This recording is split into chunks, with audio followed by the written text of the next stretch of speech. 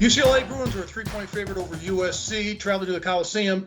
This used to be a huge game years ago. Big names, big stars, big events, but not anymore. UCLA finally got off a losing streak, beating Colorado last week. Chip Kelly's done a decent job, but not as good as they want to.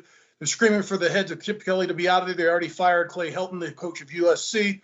I think USC loses this game to UCLA, and the reason why is their quarterback, Dorian Thompson-Robinson. He's back again. He can play through the air, through the ground. They've got a good rushing attack. As long as they can get some players healthy on the UCLA sidelines, I think they win this football game. I like UCLA to cover over USC. USC has nothing to play for. They're not going to a bowl game this year. They're playing for an interim coach.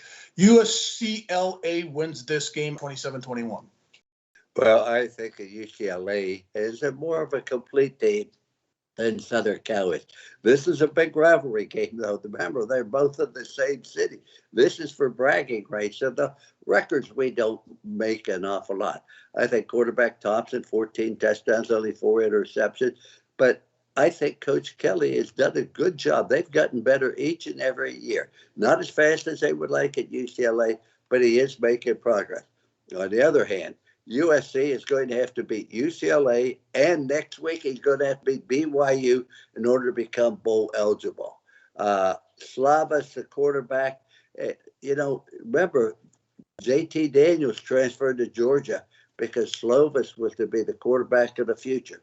And yet he's thrown 11 touchdowns, 8 interceptions, and they live by the pass.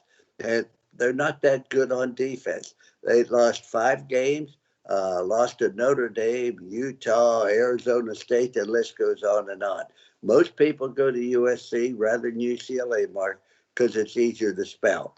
But because of that, I think UCLA prevails in this football game 34-29.